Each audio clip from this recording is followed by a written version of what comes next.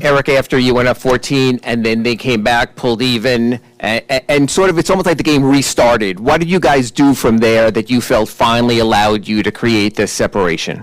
I mean, well, first of all, like 48-minute games are long, so you have to. They're a very good team, even without Embiid. So of course you get a double-digit lead in this league and in the playoffs. Those leads can go like that, and I think our offense got us in trouble in that second quarter. The turnovers were just a little bit disjointed, not real organized, and then we just were able to get a little bit more organized in the second half, and defensively we really picked up, the intensity, but we did it with a little bit more thought and a little bit more discipline. And then those inspiring offensive rebounds and extra possessions and just those extra efforts, I think, just ignited everybody on the team. And that was PJ, Bam, both those guys again were just terrific. Saw Tyler out there at like 9 a.m. or something crazy this morning before Philly's shoot around, just trying to find whatever he, his routine had been off the last few days, dealing with the cold and all that. Was it a surprise that he found that sort of form again after having his routine disrupted? No, I think it was just a matter of time before he was going to get into his rhythm. He's a great player. He's so skilled.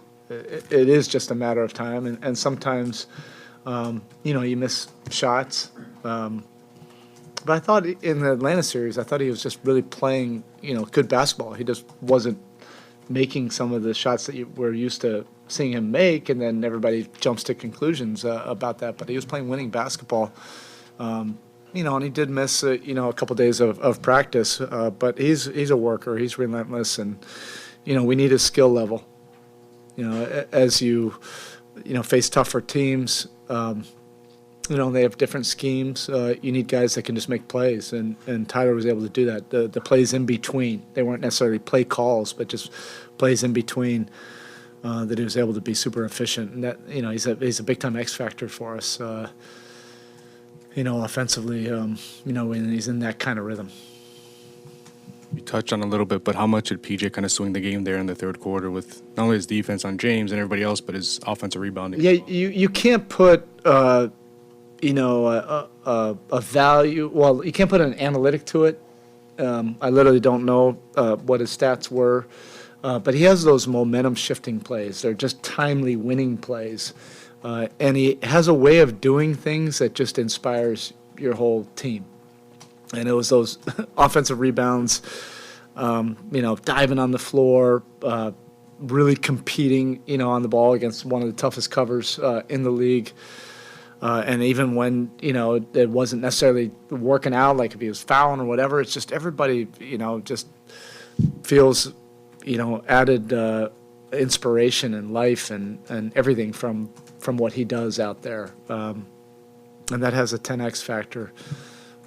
He was tremendous on both ends of the court, and that's what winning basketball is supposed to look like.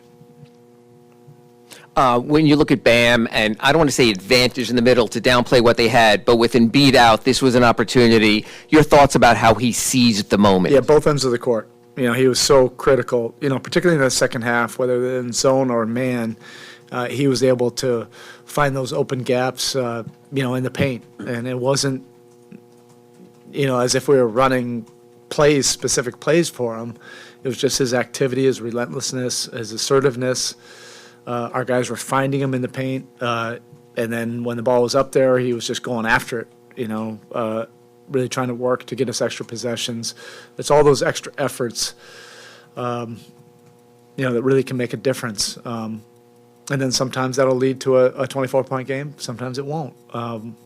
But it's that effort that really contributes to winning. And then defensively, he just did so much. And then cleaning the glass, when they did miss, he was just going up over the top of everybody and just, rebounding in traffic.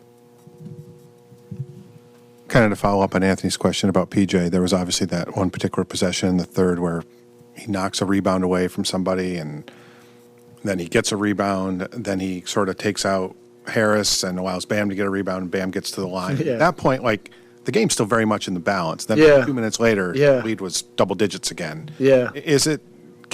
I guess how infectious?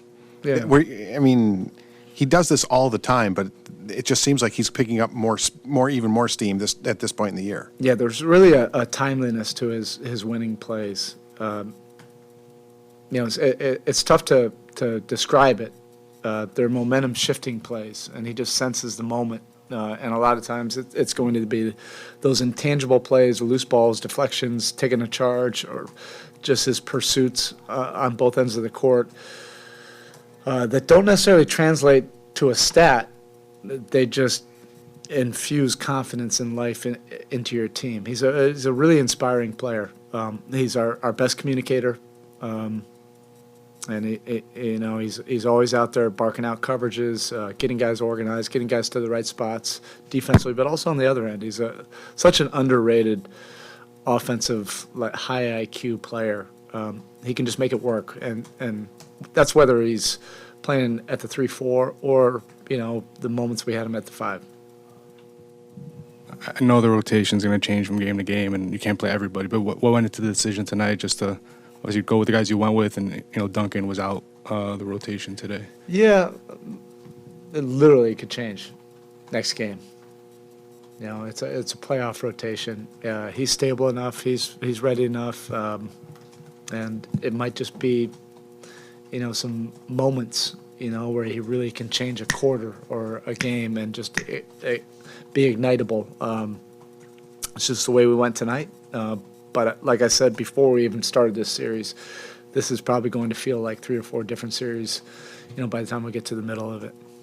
And how did you feel you guys did against their zone tonight? I know they went to it a lot in the second quarter and Yeah, spot in the second half.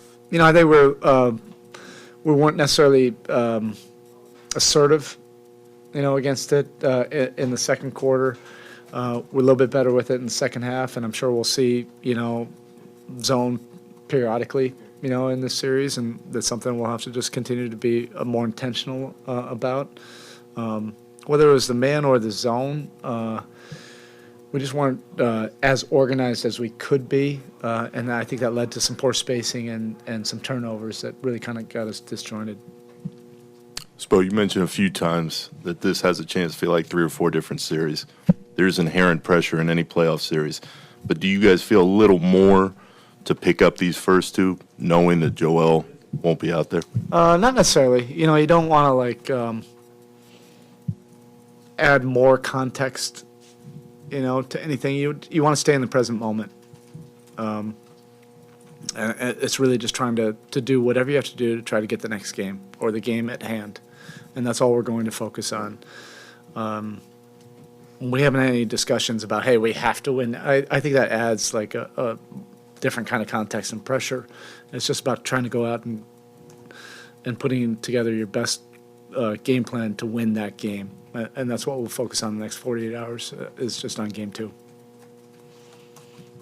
Spo, you talked about both Tyler and Bam individually, but it seemed like one of the most effective combos tonight was out of the high pick and roll, Herro and Bam kind of getting to it, him getting to his pull-up and Bam getting to his spots. Have you seen that grown over time? If you think Without a back doubt. early in the season to now, what is the biggest differences with that combo? I think it's been the reps, but it's also been some of the opportunities that they had while other guys were out, and they really gained some confidence, through that. There are young guns. There are young, ambitious, guys, and we want them to be who they are, but they really complement each other well. And they've gained a lot of confidence in their 2-man actions. They do a lot of different things with those actions, and a lot of them are unscripted. It's just through a lot of these game reps and practice reps. But they certainly have a good synergy, and we needed that in that second half. As they stepped up their defense, in the second quarter, we needed those intentional plays to our strengths, and Bam and Tyler were able to do that in the second half.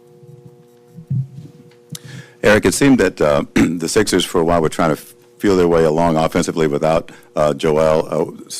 And you mentioned that it's going to be a series of adjustments. So what are you expecting from them now in Game 2, now that they've had a game under their belt without him? I need a little bit of time, Jim, to try to anticipate that. I don't know, but Doc he's a great coach, brilliant mind. they'll come up with something, and we'll try to make our adjustments. And they even without Embiid, they have, some great firepower. Harden creates a lot of things that you have to be ultra on edge about, and Maxey has just continued to improve, and then Harris was killing us tonight. We'll go via Zoom to Cooper. Coop. Yes, Bill. Obviously, there's a lot of respect for Harden, but you had PJ kind of picking him up full court from the get-go, and he only took 13 shots then. I'm just curious as to what you think is sustainable, about the way you kept his volume down. Not sure. He's a great player and a great mind. So he'll also go through his own adjustments. It's not like we're surprising him on anything. Come on, he's I don't know how many playoff games he's had and playoff series. He's literally seen every single coverage. He doesn't get sick at sea. It's not like you can speed him up. You can't rattle him. But hey, it ain't easy winning in the playoffs. You're going to face great teams, great players, and you have to figure out, ways to just win some possessions, and we're able to do that tonight. Thanks, Coach. Okay, thank you.